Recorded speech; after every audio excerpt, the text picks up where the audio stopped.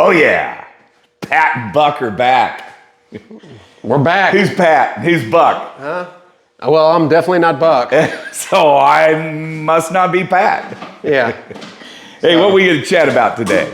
That's it, Willie. That's it. You get that bottle. You get that bottle, Willie. Here we go. Well, we're here with Willie, too. Willie likes to play with plastic bottles. Yeah. So, what are we going to talk about today? We're going to talk about transitioning from one platform to another pistol-wise.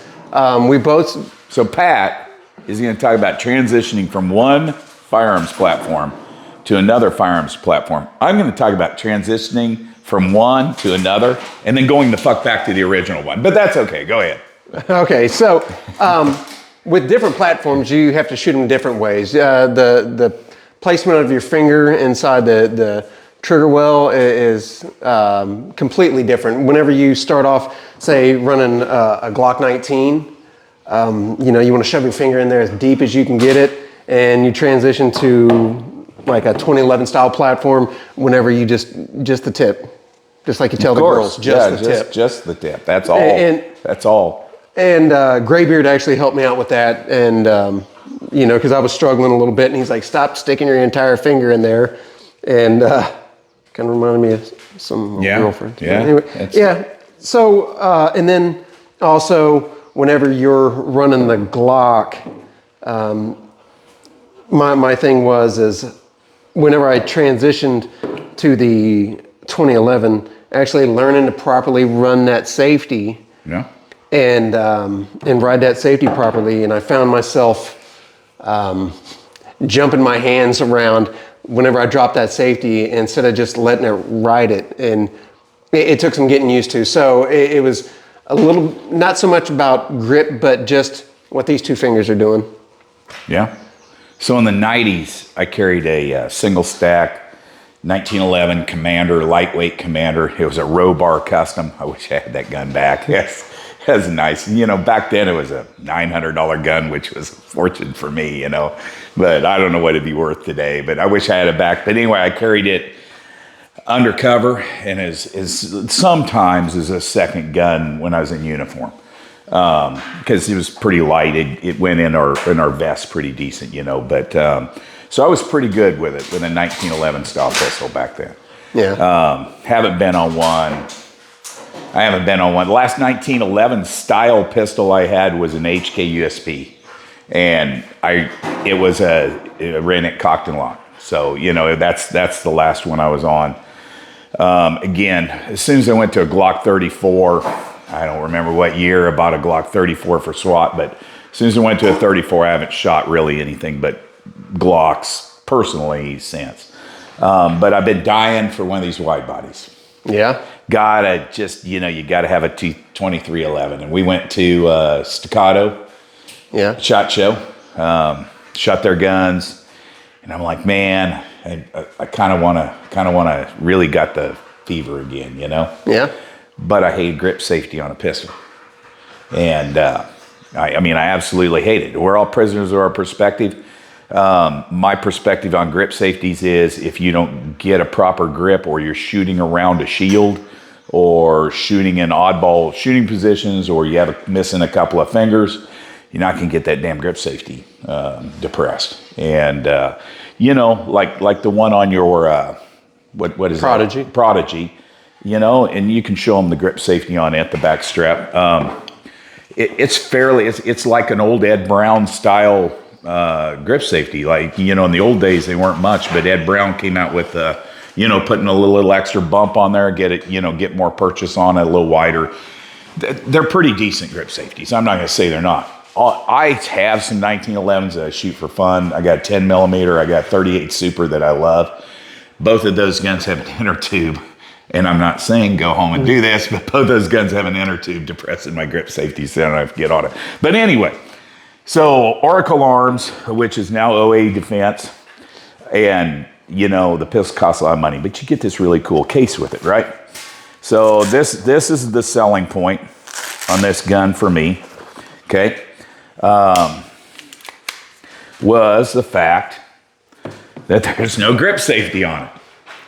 Secondary selling point is it uses 320 magazines. So that's kind of cool. Our buddy Alex bought a platypus. Platypus that uses Glock mags. Glock mags, and that platypus is gorgeous. Oh yeah. Yeah. Completely customized from their shop. Yeah, it is gorgeous. So anyway, picked up this Oracle Arms. I've been we shoot a course of fire every Friday. We changed it this year. Used to just be B8s. Just used to be 25-yard B8s, three 10-shot groups, best out of 300. But really, that was developing some bad habits with regards to, our speed and stuff like, just because, you can kind of cheat a 25-yard B8 over time. You can a little bit. And while I never shot 100, like 90s were boring. You know what I mean? Like 90% were boring. So we shoot 10 rounds, 25 yards, 10-minute time limit. So basically no time limit, right? Then we go to 20 yards and we shoot 10 rounds in 20 seconds. That's pretty freaking easy. Most people burn it down, way faster than that.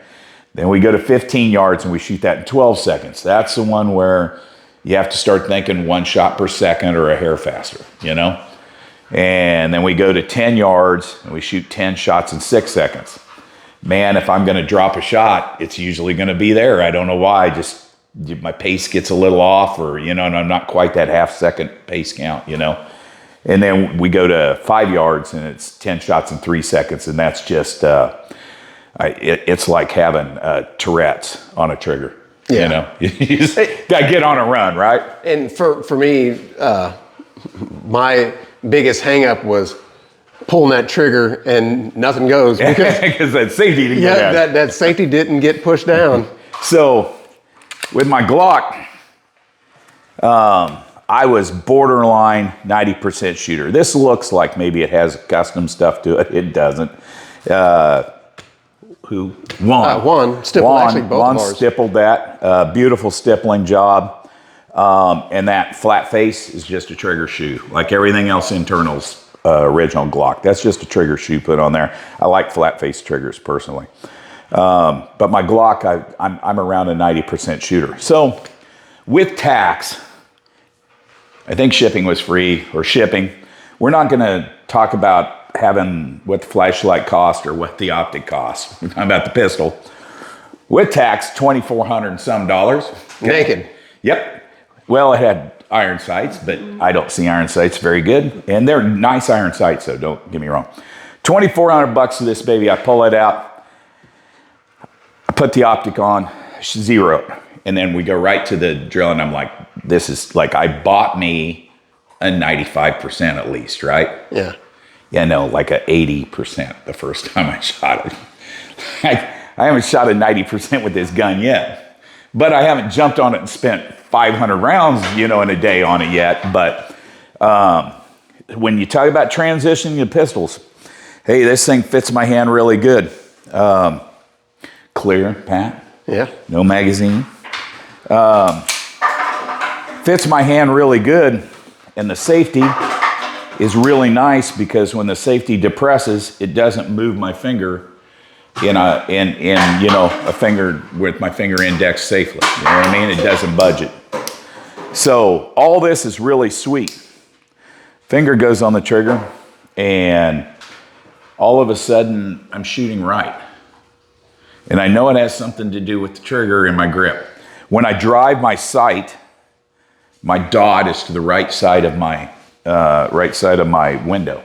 Yeah. You know what I mean? So it's something in here, but I don't know what it is. I haven't found that spot yet.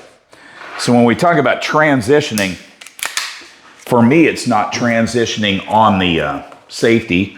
It's not transitioning on the mechanics or the way the gun works. For me, it's transitioning where my hand lands on that gun. Yeah, because you know what I mean? Bad grip's going to push your dot to the left or right. Yeah, and it's definitely doing it to the right for me. And you know what? I can't say it's a bad grip because the grip feels solid as hell, but it's where I'm at on that gun somewhere, and I haven't figured out how to index it yet. So, I transition from guns real easy because my background is running police academies where people brought their own firearms. So I shoot other people's guns all the time. Concealed carry, you know what I mean? I shoot everybody's gun in concealed carry, at some point. So I transition really good. Well, that's kind of slower fire paces. Yeah. And this trigger, hey, don't get me wrong. I've shot a 2.4, 10 shots in 2.4 seconds, counting reaction time. My reaction time's slow.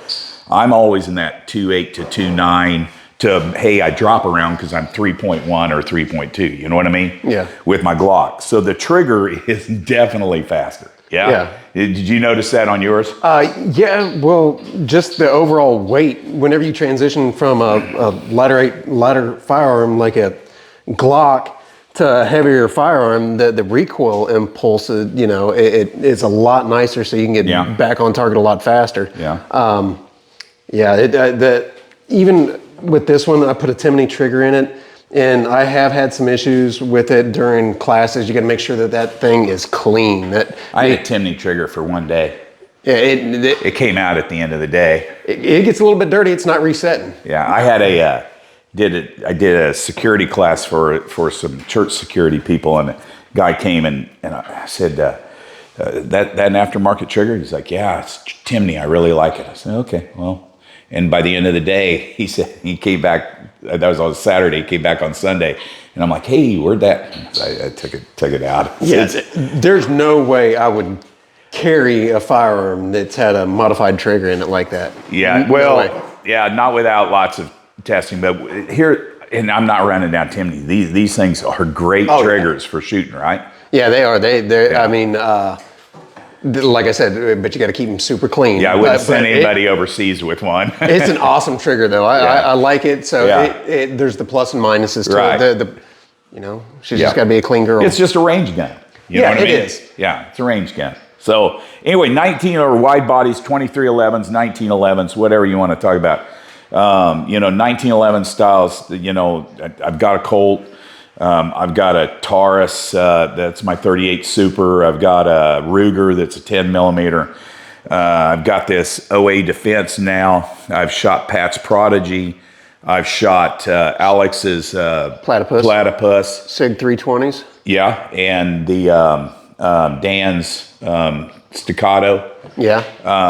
Honestly, in all of those guns, I'd probably give Staccato a half star. Yeah. And then I'd say these three guns are pretty much the same. Yeah. Except yours is way cheaper than mine, and even Alex's is cheaper than mine. Yeah. Yeah. And maybe when this gun gets a couple thousand rounds on it, and that trigger wears in a little bit. It's not a bad trigger. It's just, maybe when I figure out where the grip is on it, you know what I mean? Maybe this will be something that I'm really going to love again. But like I said, he was shooting Glocks, and I would say you were a mid-80s shooter on most of our stuff. Yeah. Switched this, and you were a low 90s shooter. That was like almost the day he switched. Yeah, and my thing is, are you out shooting your firearm, or is your firearm out shooting you? And I told myself that I was not going to upgrade until I was able to start getting better scores, because otherwise I've got a high-end gun that I still shoot like shit with. Yeah, I believe that this gun still outshoots me. Yeah. At my age, my wobble zone, that gun still outshoots me. I know I'm the problem behind this gun. Yeah. I know I am. And I need to figure that out. But I'll tell you, my whole career, and we're talking 30 some years of shooting. Yes, I like nice guns, but I've always wanted a gun that I would throw in the river if I had to. Yeah. You know what I mean? Like, I've never been in love with a Glock. Yeah. Oh, I love that Glock. No, you know what I mean? It's a Glock. I go to the store and buy another one tomorrow, And the thing about Glocks is the one I buy tomorrow might have a better trigger than the one I had yesterday, because Glock triggers are good, medium, and bad. It is what it is. But this year, I tried to buy me a score, and I didn't do it, or I haven't done it yet. I wanted to buy that. I wanted to get that little kick up, get a little kick ahead of some of my competition, that are breathing down my neck. And yeah, shot this 3 weeks in a row, I think. Yeah. Went back to that. Yeah. Yesterday's the first day I didn't shoot a 90% in the last, month and a half with that gun. And that's okay because I was running on 2 hours sleep. I was still hungover. Like, I hadn't eaten anything. That's okay. I shot a really high 80s, but I didn't make and the reason I didn't make my 90s is because I was late on it. I dropped 10 points on the shot. I was late, you know? Yeah. Some people bag on Prodigies. What do you got to say about Prodigy? I love them. I bought mine used, and it's the 4 1/4 model. I love it. I mean, if I was going to grab one handgun and say I'm taking this one with me, it's going to be that Prodigy. Yeah. I love it. Any issues, malfunctions, No, I couldn't tell you. I've put several thousand rounds through it. I haven't had a single issue with it. Yeah, I know. I haven't seen you have one. I haven't seen you have a single issue with it either. One of the problems with transitioning is, I'm willing to say right now, the best gun I've ever handled, the best wide body platform, 1911, 2311, whatever you want to call them, is a Chambers Customs. Okay. Oh, yeah. He priced me one at SHOT Show for $9,000. Yeah. Yeah, which I still want one. I'm going to buy myself up someday. But, hands down. So we're not even taking into account those guns. We're taking into account production run guns. Yeah. Okay? And that Staccato ranks right up there. Yeah. Yeah, it's probably, but in my view, here's the problem with Staccato. Now I've got, $50, $60 magazines? Exactly. And that's the thing, transitioning platforms. You're talking about mags, holsters. Yep.